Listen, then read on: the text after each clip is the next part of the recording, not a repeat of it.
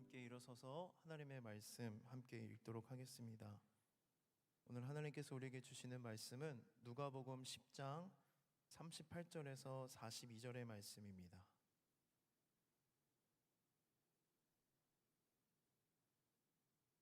우리 한 절씩 함께 읽도록 하겠습니다. 그들이 길 갈 때에 예수께서 한 마을에 들어가심에 마르다라 이름하는 한 여자가 자기 집으로 영접하더라. 그에게 마리아라 하는 동생이 있어 주의 발치에 앉아 그의 말씀을 듣더니 마르다는 준비하는 일이 많아 마음이 분주한지라. 예수께 나아가 이르되 주여, 내 동생이 나 혼자 일하게 두는 것을 생각하지 아니하시나이까. 그를 명하사 나를 도와주라 하소서. 주께서 대답하여 이르시되 마르다야 마르다야, 내가 많은 일로 염려하고 근심하나 몇 가지만 하든지 혹은 한 가지만이라도 족하니라. 마리아는 이 좋은 편을 택하였으니 빼앗기지 아니하리라 하시니라. 아멘. 오늘 본문의 말씀을 보면 마르다와 마리아 자매가 예수님과 그의 제자들을 집으로 초청하는 장면이 기록되어 있습니다. 마르다는 예수님께 식사 대접을 하고 싶었던 것입니다. 마르다는 예수님과 그의 제자들을 대접하기 위해 열심히 요리를 준비했습니다. 그리고 그 한편에서는 예수님께서 말씀을 전하실 때 마리아가 그 말씀을 주의 발치에 앉아 듣고 있는 장면이 나옵니다. 결국 이 일로 인해 마르다가 마음이 상하게 되고, 마음이 상한 마르다는 예수님께 불평을 쏟아놓습니다. 그 불평을 들은 예수님이 마르다의 마음을 위로해 주시고 중요한 한 가지를 가르쳐 주십니다.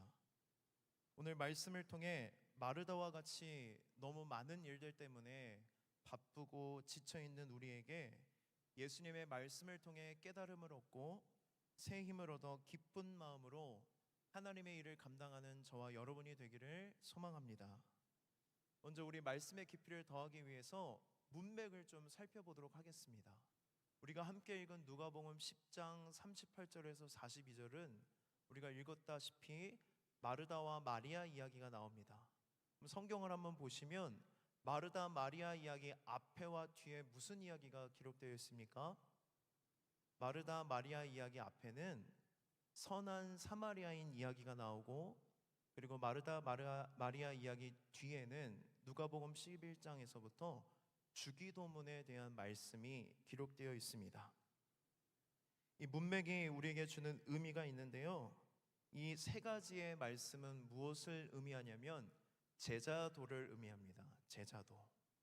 그러니까 이 세 가지의 말씀을 통해서 우리가 뭘 배워야 되냐면, 여러분이 예수 그리스도의 제자가 되고 그리스도인이 되려면 어떠한 삶을 살아야 하는가를 이 세 가지의 이야기를 통해서 우리에게 가르쳐주고 있다는 것입니다. 예수님의 제자인 우리는 어떻게 이웃과 관계를 맺을 것인가, 이것을 우리는 선한 사마리아인의 이야기를 통해서 배워야 합니다. 그리고 예수 그리스도의 제자인 우리가 어떻게 주님과 시간을 보내야 할 것인가 라는 질문에는 마르다와 마리아 이야기를 통해 주님의 발 앞에 나아가 주님의 말씀을 듣는 것이 주님과 시간을 보내는 것이라고 가르쳐주고 있습니다. 세 번째로 예수님의 제자인 우리는 어떻게 하나님과 대화할 것인가 라는 질문에 우리는 주기도문 말씀을 통해 주기도문으로 주님과 대화하고 기도해야 함을 배울 수 있습니다. 그리스도인은 어려운 이웃을 도와주고 구하는 사람이며, 그리스도인은 주님의 발 앞에 나아가 주님의 말씀에 귀를 기울이는 사람이고, 그리스도인은 마음을 다해 주기도문으로 하나님께 기도하고 대화하는 사람입니다. 또한 이 세 가지의 이야기는 서로 밀접하게 연결이 되어 있습니다.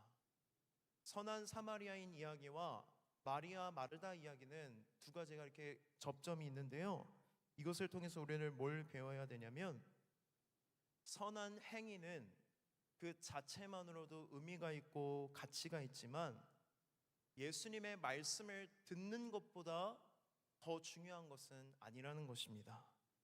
마리아처럼 예수님의 발 아래에 나아가 예수님의 말씀을 들었음에도 불구하고 그 말씀이 우리의 삶 가운데에 선한 사마리아인처럼 행위로 나타나지 않는다면 말씀을 잘못 들은 것임을 우리는 알아야 합니다. 또 마르다 마리아 이야기와 주기도문은 무엇으로 연결되어 있냐면 말씀과 기도는 하나가 되어야 함을 가르쳐주고 있습니다. 말씀이 기도로 이어지지 않으면 우리는 능력을 잃어버리게 됩니다. 또 기도가 말씀에 기초하지 않으면 방향을 잃어버린 채 중언부언하며 기도 같지 않은 기도를 하게 되는 것입니다. 우리는 이 세 가지의 이야기를 통해 또 문맥을 통해 배울 수 있습니다. 간절히 바라기는 저와 여러분의 말씀과 기도가 우리의 삶 가운데 선한 열매로 맺어지기를 간절히 소망합니다.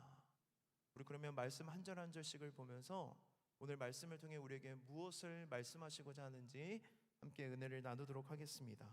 우리 38절 말씀 함께 읽겠습니다. 그들이 길 갈 때에 예수께서 한 마을에 들어가심에 마르다라 이름하는 한 여자가 자기 집으로 영접하더라. 아멘. 예수님과 제자들이 길을 걸어가고 있다가 한 마을에 들어가셨는데 그 마을에 누가 살고 있었냐면 마르다 마리아 자매가 살고 있었습니다. 예수님이 자신의 마을에 들어왔다는 것을 알았던 마르다는 예수님을 자신의 집에 초청하여 예수님께 식사 대접을 하고 싶었던 것입니다.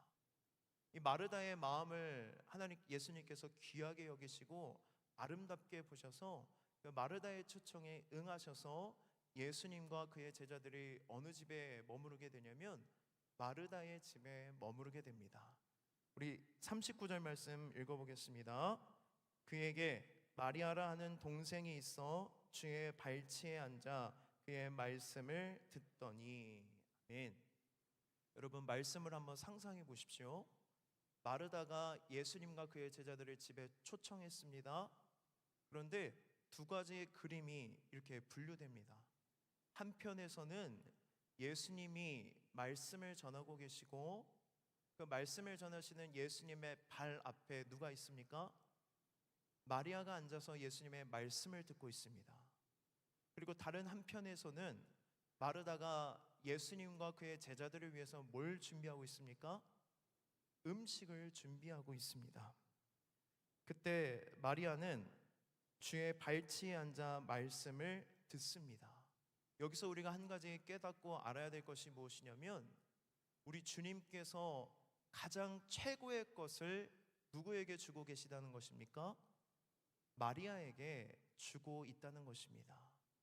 예수님은 마르다의 초청을 받았을 때에 그의 마음 가운데 그의 집에 가서 말씀을 전할 계획을 갖고 계셨습니다. 왜냐하면 예수님이 그들에게 줄 수 있는 가장 최고의 것이 말씀이었기 때문입니다. 주의 발치에 앉아 마리아가 말씀을 듣는데 우리는 이런 마리아의 자세를 닮아야 합니다. 마리아는 예수님이 말씀을 전하자 가장 가까운 곳, 어떻게 보면 예수님이 좀 부담을 가질 수도 있는 자리예요. 예수님의 발 아래에 앉아서 예수님의 말씀을 듣고 있습니다. 예수님은 말씀이십니다. 믿으십니까? 말씀이 육신이 되어 이 땅 가운데 임하신 분이 바로 누구십니까?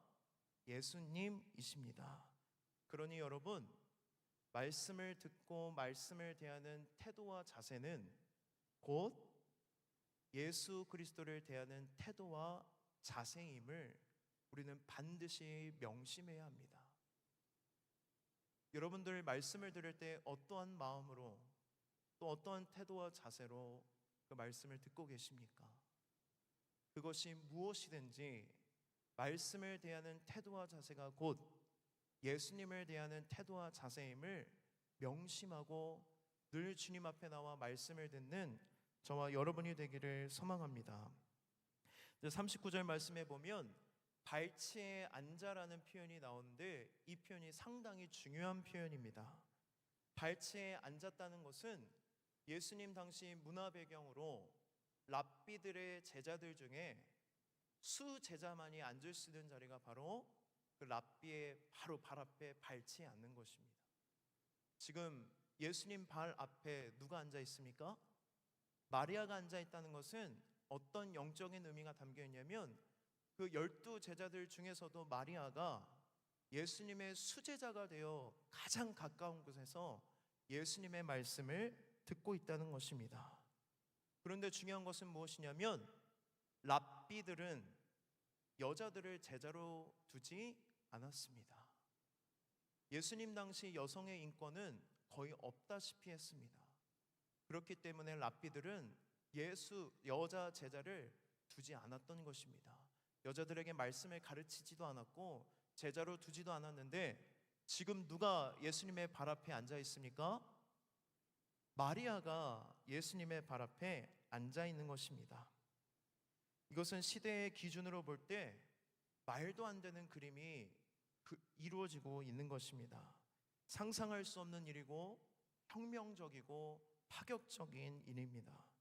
예수님의 제자가 될 수 없는 여인이 예수님의 발 아래에서 예수님의 말씀을 듣고 있습니다. 선한 사마리아인은 인종의 편견을 넘어섰다면 마리아는 무엇을 넘어서고 있냐면 여성 차별에 대한 편견을 넘어서고 있는 것이 바로 마리아입니다. 예수님을 믿는다는 것은 이처럼 뭘 뛰어넘는 것이냐면 우리의 기준, 세상의 가치, 우리의 편견을 넘어서는 것이 곧 예수 그리스도를 믿는 믿음인 줄로 믿으시기 바랍니다. 우리 예수님은 우리가 살아가고 있는 우리 인생의 기준 그리고 세상의 기준을 뒤집어 놓기 위해서 이 땅에 오신 분이 바로 예수님이십니다. 여러분 복음서의 말씀을 한번 잘 읽어보십시오. 예수님이 그때 당시 유대인들이 가지고 있던 모든 기준들을 어떻게 하셨습니까? 허물어 버리시고 파괴하시고 넘어섰습니다. 이번 수련회 첫째 날에 김상인 목사님께서 기준의 변화에 대해서 말씀을 강조하시고 가르쳐 주셨습니다. 저는 개인적으로 수련회 첫째 날과 둘째 날 말씀을 들었을 때에 저에게 가장 은혜가 되고 도전이 되었던 부분이 바로 이 기준의 변화입니다. 우리에게는 수많은 기준이 있습니다. 부모님으로부터 영향을 받은 기준이 있고 성인이 되고 여러 문화를 접하면서 우리에게 생긴 기준이 있고 여러 가지 기준이 우리 안에 있는데 지금도 계속해서 우리의 기준은 변합니까? 변하지 않습니까? 때에 따라서 우리의 기준은 변합니다. 그러나 변하지 않는 기준이 있습니다. 변하지 않는 기준, 그것을 우리는 두 글자로 뭐라고 이야기하냐면 진리라고 말합니다. 2000년 전이나 2000년이 지난 이후에나 지금이나 영원히 변하지 않는 절대적인 기준, 그것은 바로 진리이고 예수 그리스도인 줄을 반드시 믿으시기 바랍니다. 변하지 않는 기준, 진리이신 예수 그리스도, 그분의 말씀이 우리의 기준이 되기를 소망합니다. 예수님을 믿는다는 것은요, 예수님이 내 삶의 주인이고 예수님의 말씀이 진리임을 믿고 그 말씀이 내 삶의 기준이 되어 살아가는 것이 바로 예수님을 믿는다는 것입니다. 예수님을 믿는다는 것은 모든 장벽을 허물고 화평의 도구가 되는 것입니다. 여러분 안에 아직까지도 넘어서지 못하는 편견과 기준이 무엇입니까? 하나님은 아니라고 말하는데 여전히 나는 맞다고 생각하면서 그 기준대로 살아가고 있는 것들이 무엇입니까? 평생 그 기준을 붙들고 기준에서 살아가다 보니 우리는 그 기준을 넘어서지 못할 때가 있는데 오늘 우리에게 예수님께서는 말씀하십니다. 내가 곧 길이요 진리요 생명이니 나를 따라서 내 기준으로 살아갈 때에 너희들이 참된 길을 경험하게 되고 진리를 얻게 되고 생명을 얻게 될 것이라고 오늘 우리에게 말씀하십니다. 세상의 편견과 기준을 넘어서면 우리는 무엇을 경험할 수 있냐면 자유를 경험할 수 있습니다. 진리가 우리를 어떻게 합니까? 자유케 합니다. 그러나 우리가 그 진리이신 예수 그리스도를 따르지 않고 우리 안에 있는 기준과 편견을 따라 살아가게 되면 우리는 그 기준과 편견에 갇혀서 결코 자유할 수 없는 것입니다. 진리이신 예수 그리스도가 저와 여러분의 삶의 기준이 되고 그 기준대로 살아가며 자유함을 경험하게 되기를 소망합니다. 우리 40절의 말씀을 함께 읽어보도록 하겠습니다. 마르다는 준비하는 일이 많아 마음이 분주한지라 예수께 나아가 이르되 주여 내 동생이 나 혼자 일하게 두는 것을 생각하지 아니하시나이까 그를 명하사 나를 도와주라 하소서. 아멘.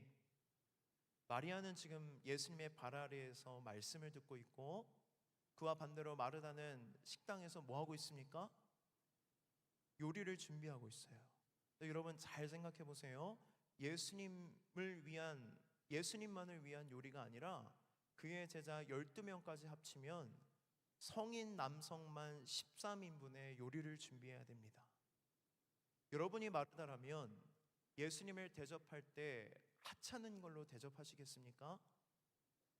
아주 좋은 재료를 가지고 성대하게 푸짐하게 요리를 준비했을 것입니다.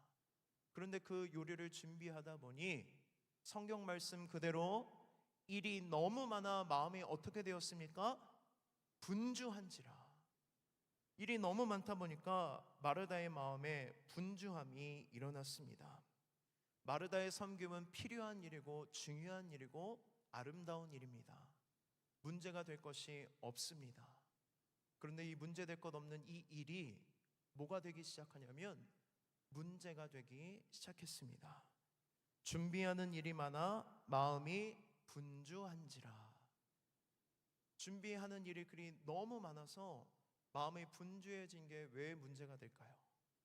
이 분주하다의 헬라어 원어의 의미를 알면 분주한 것이 왜 문제가 되는지 알 수 있습니다. 여러분 졸리시죠? 분주하다, 이 헬라어 원어를 저를 한번 따라해 보세요. 페리스 파오. 이 분주하다의 헬라어 원어가 뭐냐면 페리스 파오인데 무슨 뜻을 담고 있냐면 잘 들어보십시오. 분산되다, 질질 끌려가다, 떠밀려가다. 너무 일이 많아 분주한지라. 페리스 파오의 뜻이 무엇이냐면 분산되고 질질 끌려가고 떠밀려가는 삶의 태도가 바로 페리스 파오입니다. 여러분, 할 일이 너무 많으면 내가 일을 하는 게 아니라 일에 따라서 내가 어떻게 됩니까? 질질 끌려가고 떠밀려가는 이 삶의 태도가 바로 페리스 파오입니다. 우리는 일이 너무 많아지면 마음이 분산되고 그 일에 끌려다니게 되는 것입니다. 사람이 어느 정도 바빠야 그 일들을 감당하고 컨트롤할 수 있는데 감당할 수 없는 수준이 되어버리면 내가 일을 하는 것이 아니라 시간과 스케줄에 떠밀려 다니는 그 삶의 태도가 바로 분주한지라 페리스 파오입니다. 여러분 우리의 삶을 한번 점검해 보셨으면 좋겠습니다. 여러분은 여러분의 일을 하고 있습니까? 아니면 그 일에 떠밀려가고 분주한 채 질질 끌려다니며 일에 내 몸을 맡기며 살아가고 있습니까? 마음이 분주해지면요, 마음이 분산되어서 주님을 향한 우리의 마음이 어떻게 됩니까? 흩어지게 되는 것입니다. 마음이 분주할 때 어떠한 결과가 나타나는지 우리 말씀을 다시 한번 읽어보겠습니다. 우리 40절 말씀입니다. 마르다는 준비하는 일이 많아 마음이 분주한지라 예수께 나아가 이르되. 여기서 마르다가 어떻게 말하는지 한번 잘 보십시오. 주여 내 동생이 나 혼자 일하게 두는 것을 생각하지 아니하시나이까 그를 명하사 나를 도와주라 하소서. 아멘.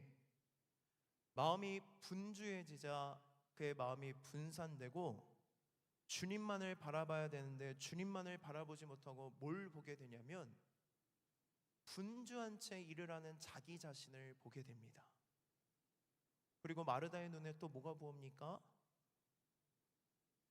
저 옆방에서는 예수님의 말씀을 전하고 있는 예수님이 보이고 그 예수님의 발 아래에 앉아 태연하게 말씀을 듣고 있는 누가 눈에 들어와요?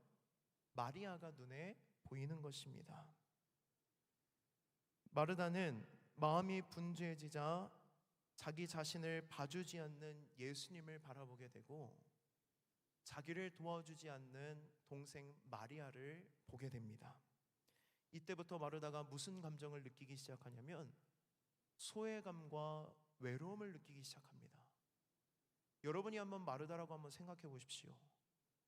뜨거운 불 앞에서 그 더운 날씨에 13인분의 요리를 준비하고 있는데 옆에서는 하하호호 하면서 예수님과 그 마리아, 여동생 마리아가 말씀을 나누고 있는 그 모습이 좋게 보이겠습니까?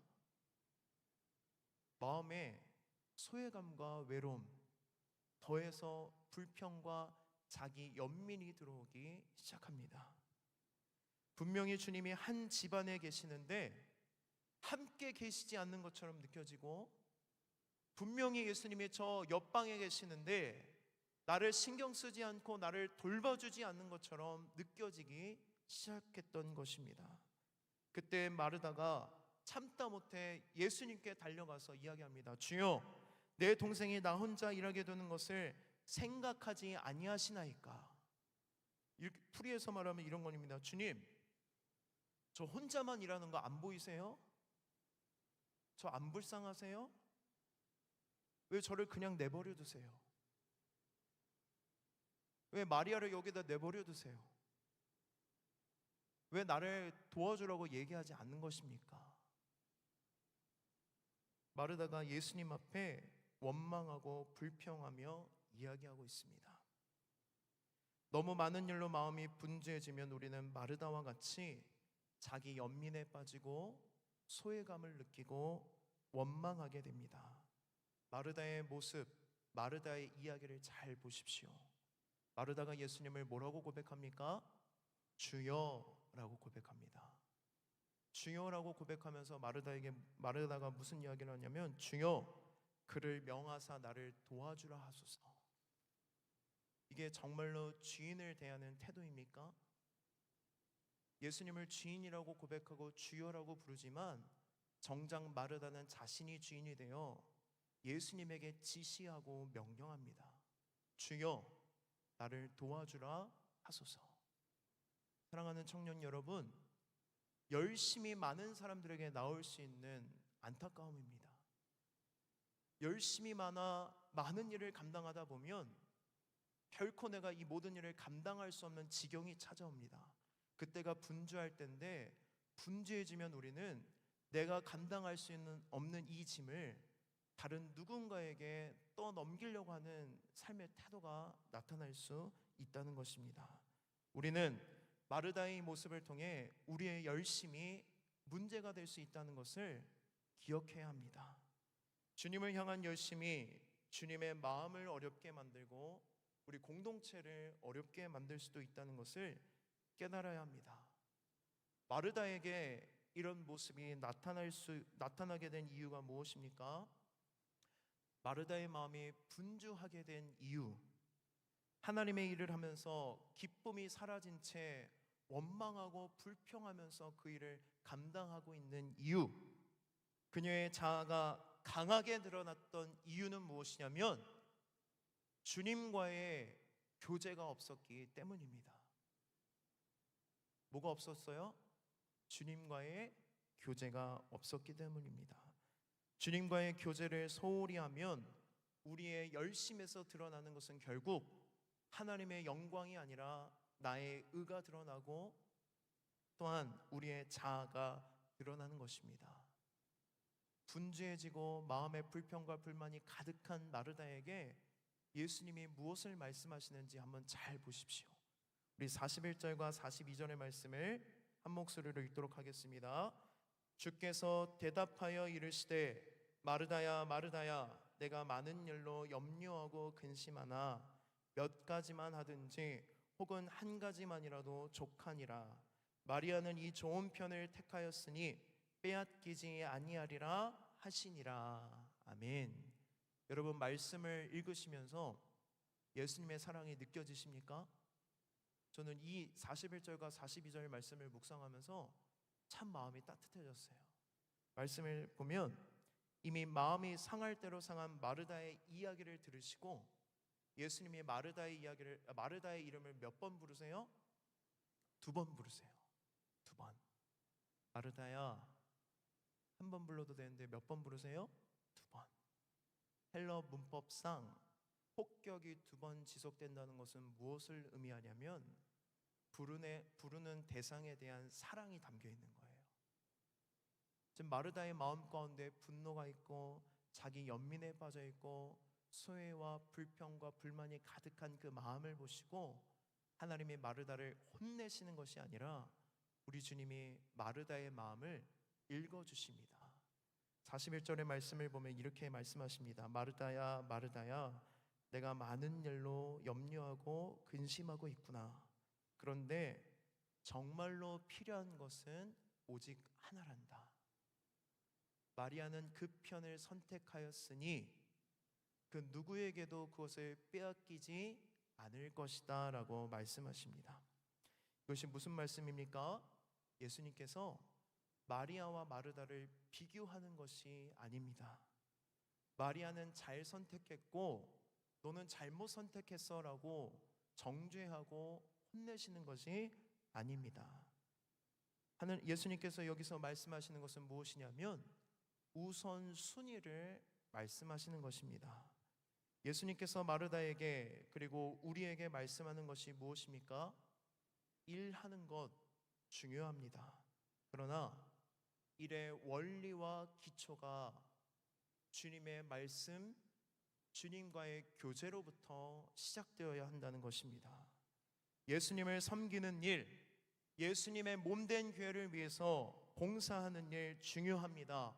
그러나 예수님의 발 아래에 나와 예수님의 말씀을 듣지 못할 정도로 바쁘다면 그것은 예수님이 기뻐하시는 일이 아니라는 것입니다. 이것은 선택의 문제가 아니라 우선순위의 문제입니다. 하나님의 말씀, 하나님과의 교제가 우리에게 우선되어야 합니다.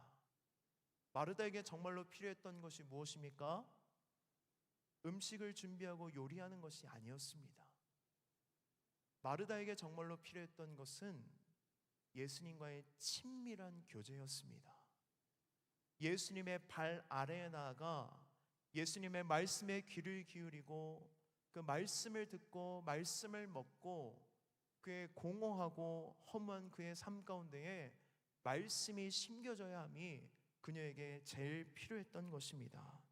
그래서 예수님은 마르다를 교제의 자리로, 말씀의 자리로, 예배의 자리로 부르시는 것입니다. 여러분, 우리 말씀의 처음으로 돌아가서 다시 한번 생각해 봅시다.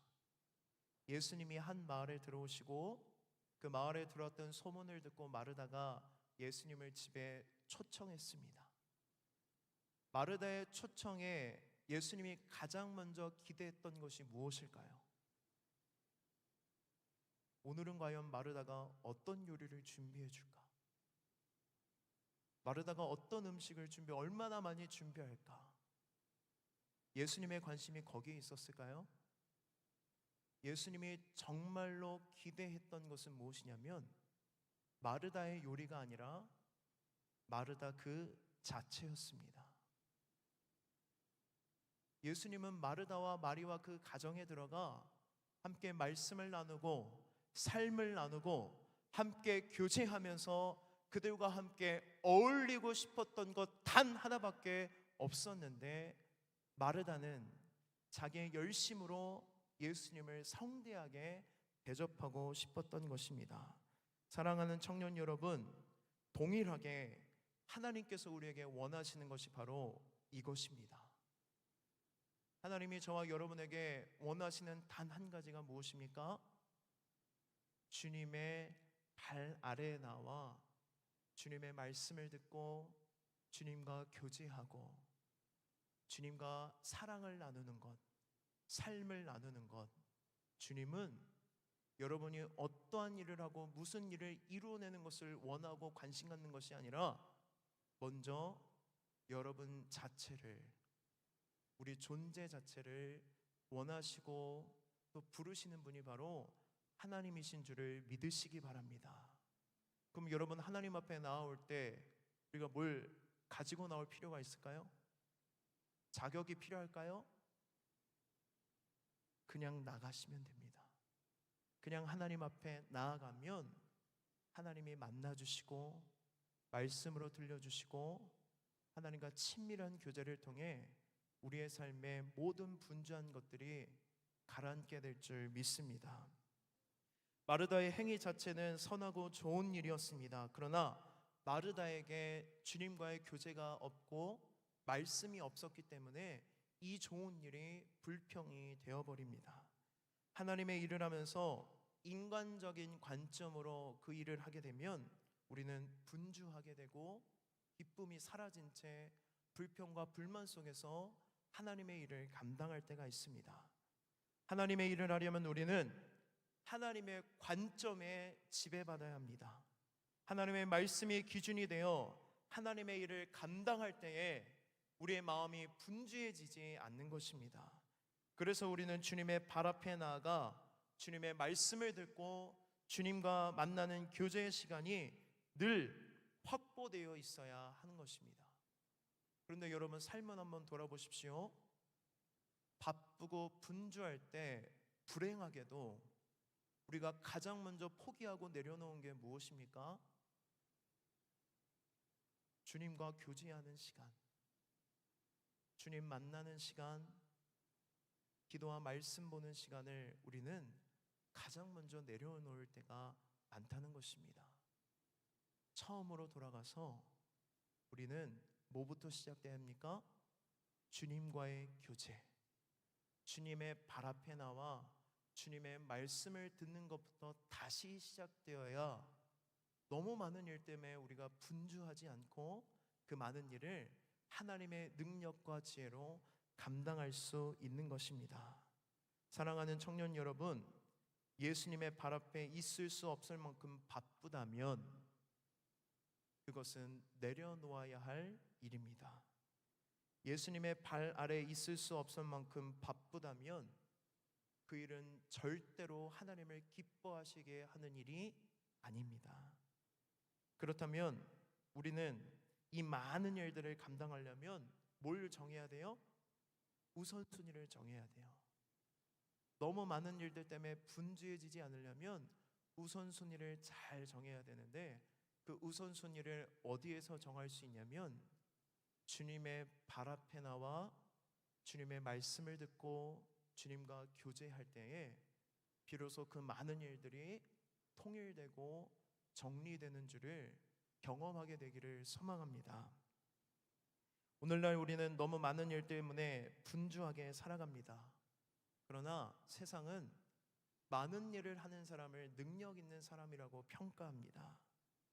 그런데 여러분, 주님의 눈에는 그렇지 않습니다. 주님의 기준의 일은 효율이 아닙니다. 너무 많은 일들 때문에 정말 중요한 것을 놓치고 있지는 않은지 저와 여러분의 삶을 오늘 이 시간에 한번 돌아봤으면 좋겠습니다.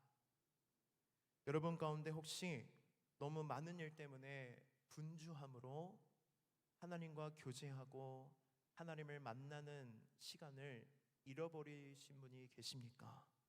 오늘 이 시간 주님의 발 앞으로 돌아가는 시간이 되기를 소망합니다. 주님의 발 앞에 나아가 주님을 바라보고 주님의 음성에 귀를 기울이고 주님의 기준에 내 삶을 다시 맞추고 너무 많은 일들 가운데 내가 어떻게 해야 될지 모를 때에 주님의 말씀을 통해 지혜와 힘을 얻고 주님의 능력으로 그 일을 감당하며 하나님께 영광을 올려드리는 저와 여러분의 삶이 되기를 소망합니다. 마지막으로 우리 41절과 42절의 말씀을 스캇 솔즈 목사님이란 분이 그의 책 예수님처럼 친구가 되어주라에서 각색하여서 풀이한 것을 읽어드리고 말씀을 마치려고 합니다. 예수님이 마르다에게 하시는 말씀을 이 목사님이 이렇게 각색하셨어요. 잘 들어보세요. 마르다야, 세상을 바꾸려고 하기 전에 먼저 나를 통해 내가 변해야 한다. 남들에게 영향을 미치기 전에 먼저 내가 나에게 영향을 받아야 한다. 세상을 더 좋게 만들려고 뛰어다니기 전에 나를 통해 내가 더 좋은 사람이 되어야 한다. 나를 섬기고 먹이려면 먼저 내가 너를 섬기고 먹이게 해야 한다. 주님보다 앞서지 않으려면 우리는 늘 주님의 발 앞에 나와 주님의 말씀을 듣고 그분과의 교제와 그분과의 사랑을 통해서 그분과 함께하는 시간을 통해서 우리의 삶을 돌아봐야 합니다. 우리 시간에 함께 주신 말씀을 부여잡고 찬양하고 기도하도록 하겠습니다.